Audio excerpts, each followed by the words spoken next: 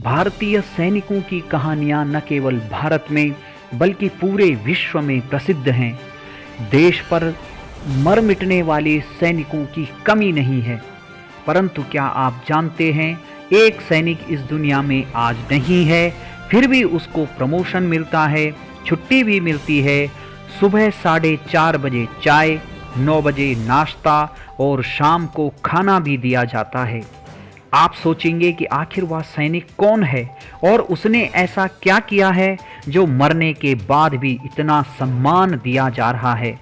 तो जान लीजिए, उस सैनिक का नाम है जसवंत सिंह रावत। जसवंत सिंह रावत, जिन्होंने अकेले 72 घंटों तक चीनी सैनिकों का डटकर मुकाबला किया और 300 से ज़्यादा चीनी सैनिकों को मार गिराया था। इसी वजह से उनको इतना सम्मान मिलता है। आइए आज जानकारी लेते हैं जसवंत सिंह रावत जी के बारे में।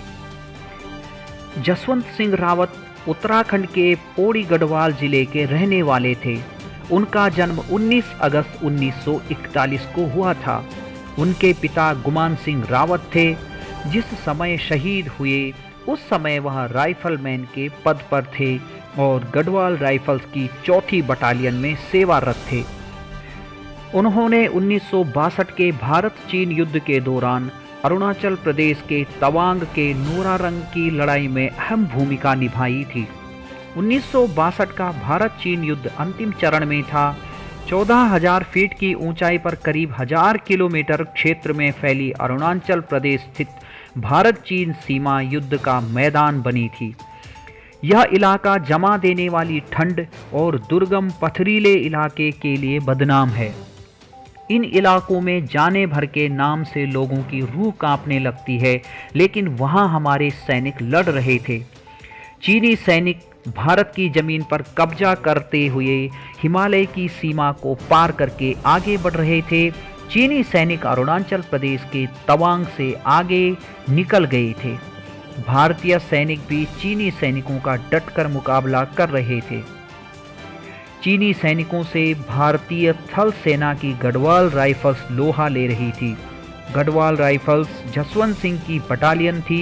लड़ाई के बीच में ही संसाधन और जवानों की कमी का हवाला देते हुए बटालियन को वापस बुला लिया गया, लेकिन जसवंत सिंह ने वहीं रहने और चीनी सैनिकों का मुकाबला करने का फैसला किया।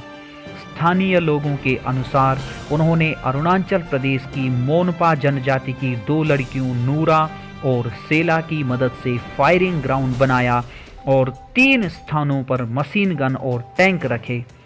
उन्होंने ऐसा चीनी सैनिकों को भ्रम में रखने के लिए किया ताकि चीनी सैनिक यह समझते रहें कि भारतीय सेना बड़ी संख्या में है और तीनों स्थान से हमला कर रही है। नूरा और सेला के साथ साथ जसवंत सिंह तीनों जगह पर जाकर हमला करते थे। इससे बड़ी संख्या में चीनी सैनिक मारे गए। इस तरह वह 72 घंटे यानी 3 दिनों तक चीनी सैनिकों को चकमा देने में कामयाब रहे, लेकिन दुर्भाग्य से उनको राशन की आपूर्ति करने वाले शख्स को चीनी सैनिकों ने पकड़ लिया। उसने चीनी सैनिकों को जसवंत सिंह रावत के बारे में सारी जानकारी दे दी। इसके बाद चीनी सैनिकों ने 17 नवंबर 1962 को चारों तरफ से जसवंत सिंह को घेरकर हमला किया। इस हमले में सेला मारी गई, लेकिन नूरा को चीनी सैनिकों ने जिंदा पकड़ लिया। जब जसवंत सिंह को एहसास हो गया कि उनको पकड़ लिया जाएगा, तो उन्होंने युद्धबंदी से बचने के लिए एक गोली खुद को मार ली। सेला की याद में एक दर्रे का नाम सेला पास रख दिया गया है। कहा जाता है कि चीनी सैनिक उनके सिर को काटकर ले गए। युद्ध के बाद चीनी सेना ने उनके सिर को लौटा दिया। अकेले दम पर चीनी सेना को टक्कर देने के उनके बहादुरी भरे कारनामों से चीनी सेना भी प्रभावित हुई और पीतल की बनी रावत की प्रतिमा भेंट की। कुछ कहानियों में यह कहा जाता है कि जसवंत सिंह रावत ने खुद को गोली नहीं मारी थी, बल्कि चीनी सैनिकों ने उनको पकड़ लिया था और फांसी दे दी थी। जिस चौकी पर जसवंत सिंह ने आखिरी लड़ाई लड़ी थी उसका नाम अब जसवंतगढ़ रख दिया गया है और वहाँ उनकी याद में एक मंदिर बनाया गया है। मंदिर में उनसे जुड़ी चीज़ों को आज भी सुरक्षित रखा गया है। 5 सैनिकों को उनके कमरे की देखरेख के लिए तैनात किया जाता है। वे 5 सैनिक रात को उनका बिस्तर करते हैं, वर्दी प्रेस करते हैं, जूतों की भी पॉलिश करते हैं। सैनिक सुबह के 4:30 बजे उनके लिए बेड टी, 9 बजे नाश्ता और शाम को 7 बजे खाना कमरे में रख देते हैं।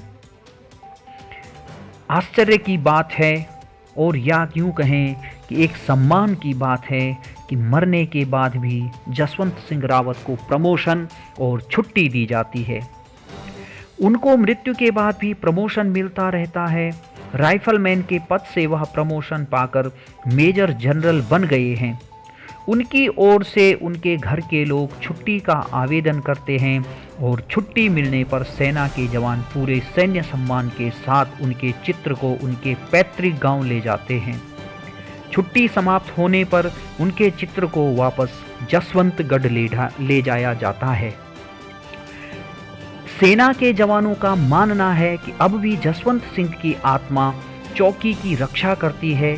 उन लोगों का कहना है कि वह भारतीय सैनिकों का भी मार्गदर्शन करते हैं। अगर कोई ड्यूटी के दौरान सो जाता है तो वह उनको जगा देते हैं। उनके नाम के आगे शहीद नहीं लगाया जाता है और यह माना जाता है कि वह ड्यूटी पर हैं। जसवंत सिंह रावत जी के जीवन पर आधारित बायोपिक भी बन चुकी है। देश के जांबाज सैनिक जसवंत सिंह रावत के जीवन पर अविनाश ध्यानी ने एक फिल्म भी बनाई है जिसका नाम है 72 आवर्स मोर्टियर हु नेवर डाइड। इस बायोपिक में अविनाश